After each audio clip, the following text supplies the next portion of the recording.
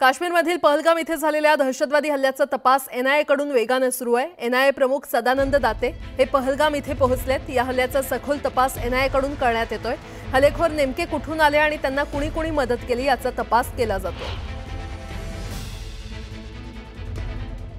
डीजी NIA अभी पहलगाम पहुंच गए और आप देख सकते हैं कि ये डीजी एनआईए का कैवलकेड है और जो यहाँ से जो है बाइसरन अटैक जो हुआ था उसका स्टॉक लेने के लिए, उस सिचुएशन का स्टॉक लेने के लिए पहलगाम पहुंच गए हैं। और आप देख सकते हैं कि ये डीजी एनआईए का कैवलकेड है जो अभी यहाँ पे जो सीआरपीएफ कैंप है वहाँ पे इन्होंने एक उच्च सतर की मीटिंग जो है वो ले ली और इसके बाद अब ये यहाँ से निकल रहे हैं। और ऐसा बताया जा रहा है कि जो पूरे पहलगाम में जो इन्वेस्टिगेशन प्रोसेस जारी है एनआईए की तरफ से या जो मल्टीपल सिक्योरिटी एजेंसीज हैं उनकी तरफ से, तो उसका स्टॉक लेने के लिए, उसका जायज़ा लेने के लिए अब अलग-अलग मीटिंगें डीजी एनआईए करेंगे। और हम आपको बता दें कि जो उच्च सतर के अफसरान थे एनआईए के, तो वो यहाँ पर ऑलरेडी मौजूद थे और जो अलग अलग जो इन्वेस्टिगेटिंग एजेंसीज़ है उनसे डीजी एनआईए ने बात की। और यहाँ तक कि जो बाइसरन का एरिया हम दिखाना चाहेंगे, इसका पूरा जायज़ा लिया गया इसकी टोपोग्राफी के बारे में। और फिलहाल हम ये कह सकते हैं कि जो मीटिंगों का दौर है वो शुरू हो चुका है और डीजी एनआईए लगातार अब सिचुएशन को बजाते खुद मॉनिटर कर रहे हैं। और आईजी एनआईए की अगर हम बात करेंगे या डीआईजी एनआईए की बात करेंगे तो लगातार कैंप यहीं पे किया हुआ है इन अफसर्स ने और जो एनआईए की टीम है लगातार यहीं पर मौजूद है। और ये कोशिश की जा रही है कि जो तमाम लीड्स है, तमाम एंगल्स है इस केस के, उनको जांचा जाए। और ख़ास तौर पर अगर OGW नेटवर्क का इसमें कहीं पर जो है समर्थन हासिल हुआ था इस हमले को, तो उसको भी बारीक बीनी से उसको भी इसकी भी जांच की जा रही है। और हम आपको दिखाना चाहेंगे कि ये जो एरिया है बाइसरन का, ये अभी भी सील है और इसको सील ऑफ ही रखा गया है।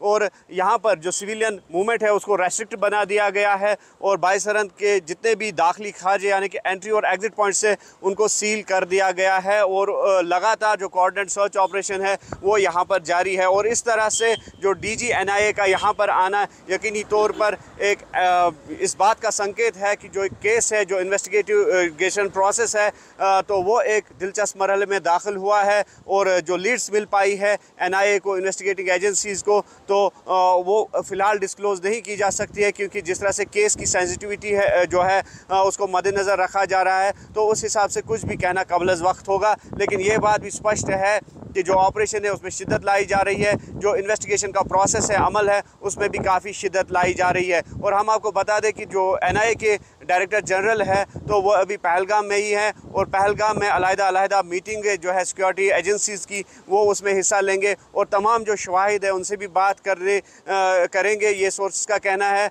और पूरी जो इस ऑपरेशन को जो चलाया जा रहा है, जो इन्वेस्टिगेशन प्रोसेस है यहाँ पर, उस सिलसिले में मालूमात भी हासिल की जाएंगी। आफाक शाह के साथ न्यूज़ 18 के लिए पहलगाम से मुदस्सिर कादरी।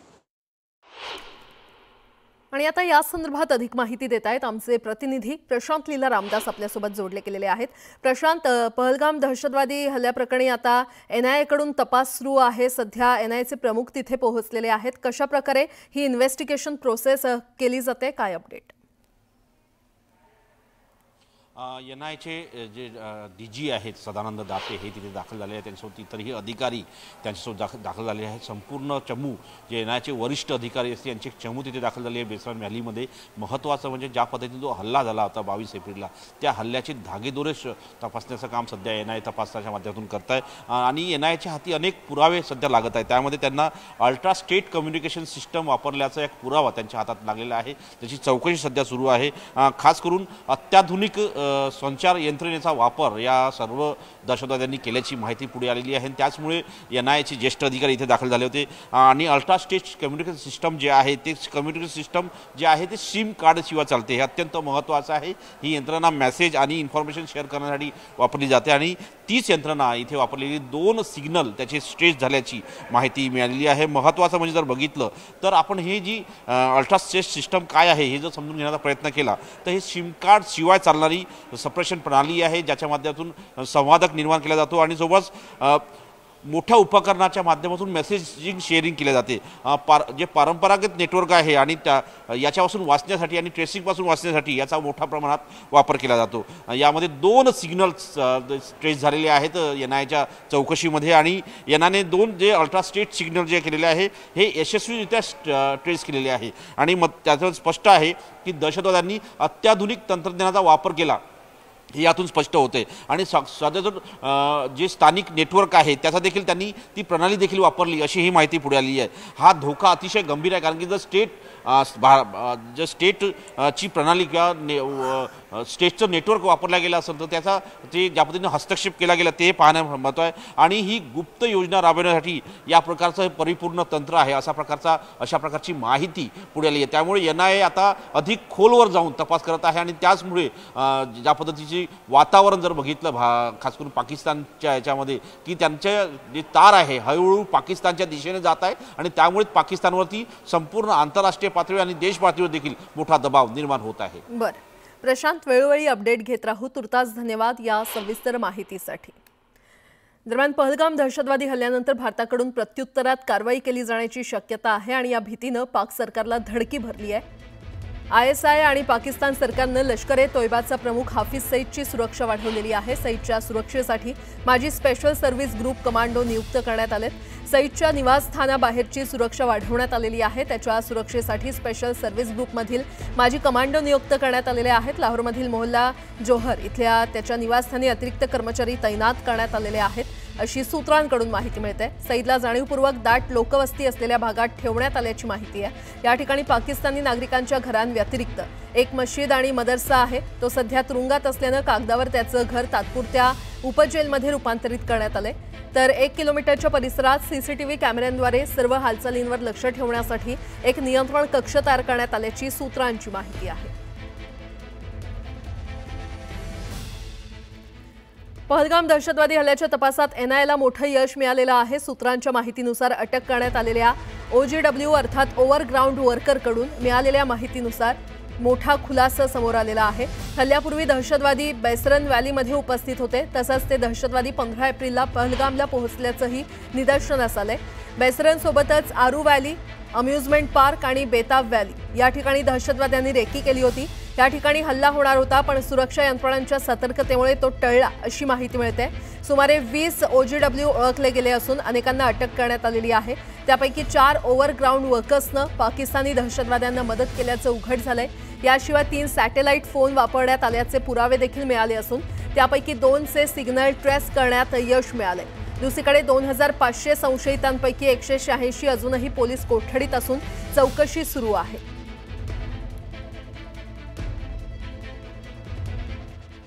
काश्मीरच्या पहलगाममधील बैसरन व्हॅलीमध्ये झालेल्या दहशतवादी हल्ल्यामध्ये 26 जणांचा मृत्यू झाला होता। ज्या दहशतवाद्यांनी हा हल्ला केला ते घटनेच्या 2 दिवस आधीच बैसरन व्हॅलीमध्ये उपस्थित असल्याची सूत्रांची माहिती आहे। हल्ल्याशी संबंधित अटक केलेल्या एका व्यक्तीच्या चौकशी दरम्यान हा मोठा खुलासा झालाय।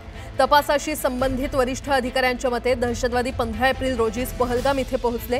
यानंतर त्यांनी बैसरन व्हॅलीसह किमान 4 ठिकाणांची पाहणी केली। इतर 3 संभाव्य लक्ष अरू व्हॅली, स्थानिक मनोरंजन पार्क आणि बेताब व्हॅली होतं। या ठिकाणांवर देखील दहशतवाद्यांनी पाळत ठेवली होती अशी सूत्रांची माहिती आहे। या झोनमध्ये वाढवलेल्या सुरक्षा व्यवस्थेमुळे दहशतवाद्यांचा तिथे हल्ला करण्याचा प्रयत्न निष्फळ ठरला। तर या दहशतवाद्यांना मदत करणाऱ्या 20 जणांची ओळख सुरक्षा यंत्रणांनी पटवली आहे। हल्ल्यापूर्वीच्या टप्प्यात या प्रदेशात 3 सॅटेलाइट फोनच्या वापराचे पुरावे देखील समोर आलेले आहेत।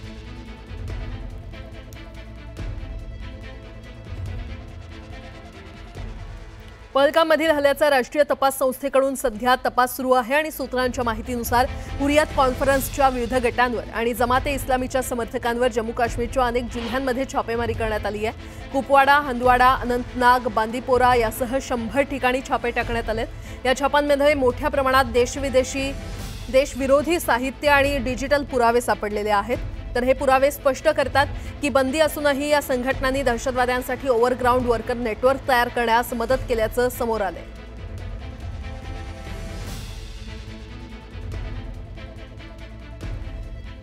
जम्मू काश्मीरमधील पहलगाम इथे दहशतवादी हल्ला झाला होता आणि या हल्ल्यासंदर्भात आज सुप्रीम कोर्टात सुनावणी होणार आहे। केंद्रशासित प्रदेशातील 3 रहिवाशांनी कोर्टात याचिका दाखल केली आहे। या सुप्रीम कोर्टाला दहशतवादी हल्ल्याची जबाबदारी निश्चित करण्यासाठी केंद्र सरकारला विशेष तपास पथक स्थापन करण्याचे निर्देश देण्याची विनंती करण्यात आली आहे। याचिकाकर्त्यांनी केंद्रशासित प्रदेशातील पर्यटन क्षेत्रातील नागरिकांच्या सुरक्षिततेची खात्री करण्यासाठी कृती आराखडा तयार करण्याचे निर्देश देण्याची मागणी कोर्टाकडे केली आहे। पहलगाममधील दहशतवादी हल्ल्यानंतर भारत पाकिस्तानवर कारवाई करण्याच्या तयारीत आहे आणि यामुळे पाकिस्तानमध्ये भीतीचं वातावरण निर्माण झालंय। या दडपणाखाली पाकिस्तान सरकारनं त्यांच्या राष्ट्रीय सुरक्षा सल्लागाराला तात्काळ सुट्टीवर पाठवलंय। सूत्रांच्या माहितीनुसार ISIचे प्रमुख असीम मलिक यांच्याकडे सुरक्षा धोरणांची सूत्र सोपवण्यात आलेली आहेत। ही हालचाल भारताच्या दबावामुळे घडल्याचं स्पष्ट दिसत असून पाकिस्तान सरकारमध्ये गोंधळाचं वातावरण आहे। तर भारताच्या हालचालींमुळे पाकिस्तानला आंतरराष्ट्रीय स्तरावर देखील मोठ्या संकटांचा सामना करावा लागतोय।